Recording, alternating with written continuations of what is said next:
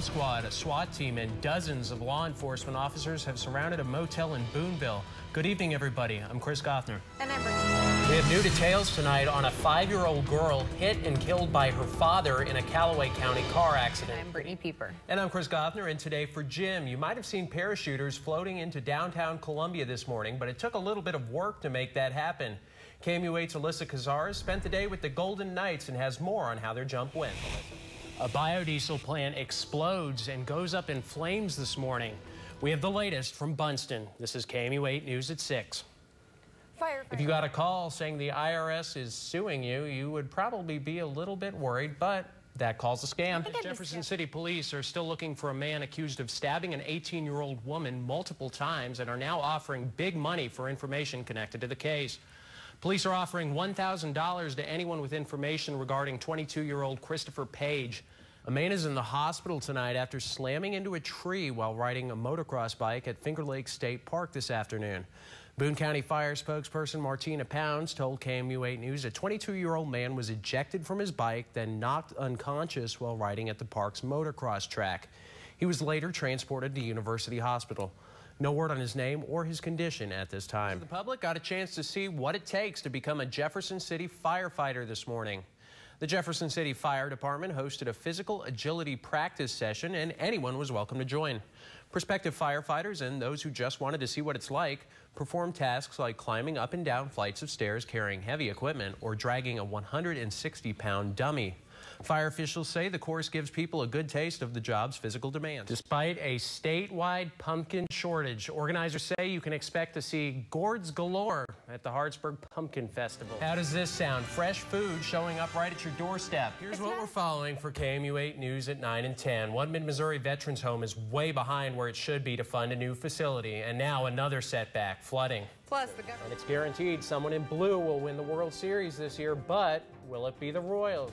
Meat lovers are uniting in Columbia today. Coming up, I'll tell you more.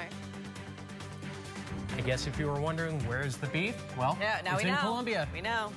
And we're taking a live over half of an inch of rain was picked up. It was wet today. I mean, I was driving and, at first it started off like just sprinkling a bit on and off. But then it was like, whoosh, a big wall of water. And I was like, whoa. It did. Yeah, it turned out to be really a nice day. The folks at JCFD, they're great. They wanted me to do that obstacle course. So. And why didn't you? Well, I'd have to be carried off on a stretcher if I did that, Tim. It sounds like a scene from a zombie movie. After being hit by a car and buried, a cat crawled out of its grave. That's what happened with Bart from Tampa, Florida. After he was hit by a car, his owner buried him in his backyard.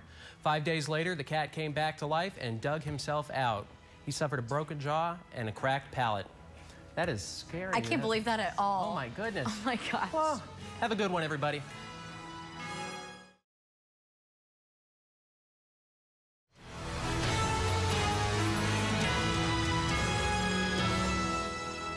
Columbia got a special Memorial Day treat earlier today. Good afternoon. I'm Brittany Pieper. And I'm Chris Gothner, and today for Jim. You might have seen parachuters floating into downtown Columbia this morning, but it took a little bit of work to make that happen. KMU8's Alyssa Cazares spent the day with the Golden Knights and has more on how they're jumping. Thank you, Alyssa. There will be a memorial service today at the Centralia City Cemetery. The local Veterans of Foreign Wars post is hosting the event, as well as the Avenue of Flags.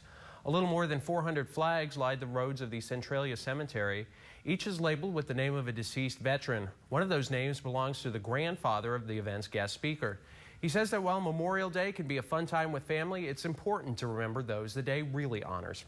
We've been at war the last 13 or 14 years. Ball says that even though holidays honoring veterans are important, he likes to think of every day as Memorial Day. President Obama paid tribute to veterans in a Memorial Day ceremony at Arlington National Cemetery this morning. The president laid a wreath at the Tomb of the Unknowns to honor the sacrifices of armed services members. He also spoke specifically on the stories of several veterans. He says each veteran's story is different, but they are all connected to their commitment to a common cause. Also in Washington, 12 veterans from all of the service branches laid wreaths at the memorial's Freedom Wall in remembrance of their fallen comrades in arms. The Freedom Bell was rung to honor the sacrifices of all veterans and commemorate the 70 years since the Second World War came to an end in Europe and the Pacific. This year's Memorial Day marks a new chapter for American soldiers in Afghanistan, as the majority of forces there have left. A wreath-laying ceremony took place to honor those killed in combat in Afghanistan. More than 2,300 U.S. soldiers and more than 1,100 coalition soldiers were killed there over the past 14 years. Later in the show. Well, mid-Missouri has gotten pretty lucky over Memorial Day weekend weather-wise. Other places, that's not the case. At least one person is dead and several others missing after floodwaters ravaged parts of Oklahoma and Texas. In fact, the National Weather Service has issued 70 flash flood warnings in Oklahoma already, more than the past 4 years combined. NBC's Gabe Gutierrez has more on the crazy holiday weather. China issues a warning against the United States, and there are potential threats against U.S. airplanes. KMUH Claire Kopsky has those stories and more in today's First Nation Report. Around the nation. Thanks so much. The weather is warming up, and that means people are hopping into pools and lakes. Some important tips about water safety coming up.